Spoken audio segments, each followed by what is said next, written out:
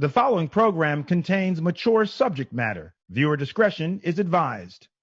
My next guest is the host of Sex with Emily on Sirius XM Radio. She's here to school us. It's sex ed for adults. What you wish you learned in sex ed class.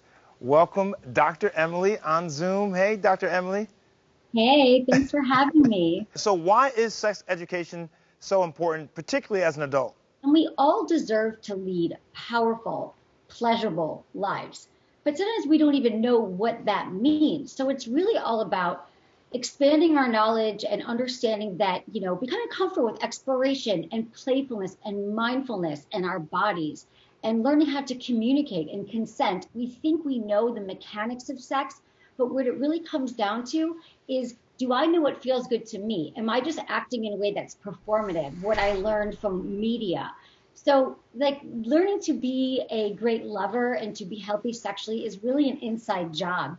And I find that everybody needs this kind of information and insights. And the people who think they know the most about sex typically do not.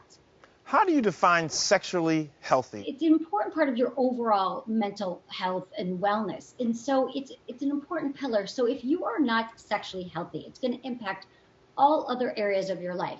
And part of it is, am I comfortable with my body, my body image and self-love? But it's also about, exercise, diet, nutrition. And studies actually show that people who engage in more sexual activity call in work, they fewer 6 days. It boosts their immune system. It lowers their blood pressure. They've increased libido. So do you work with people one-on-one, or do you just kind of, use your podcast just to I do.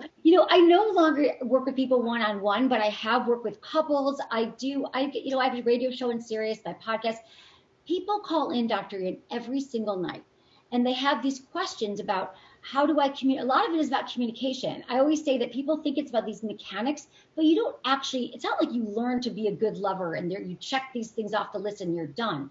It's about, how do I communicate to my partner? I always say communication is a lubrication.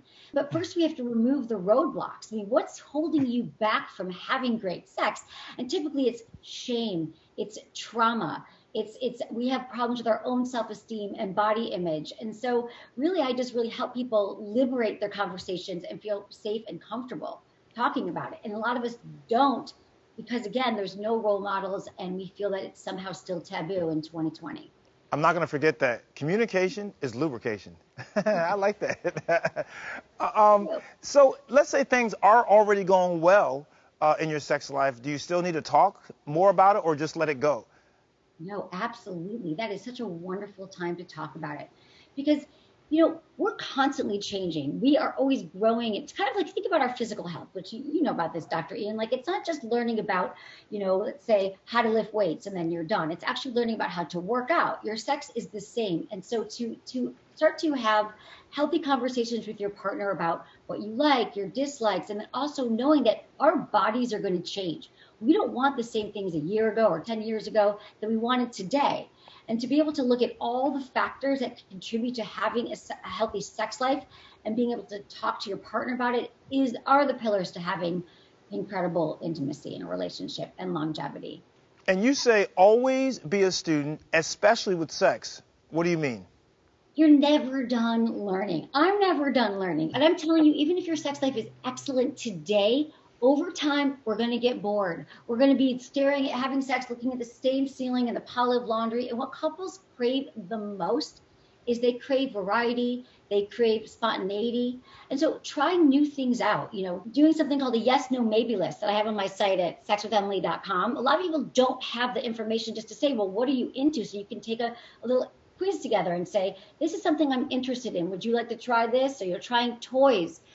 Trying lubricant. I mean, one of my missions is a lube on every nightstand because it's really underrated. It's not about rehauling or getting a whole red room of pain. I mean, it's really about just communicating, trying new things, and being open and communication. Well, Dr. Emily Morse, thank you so much for the lessons. We'll be tuning into the podcast and the radio show. Perfect. Thanks for having me. All right. Take care.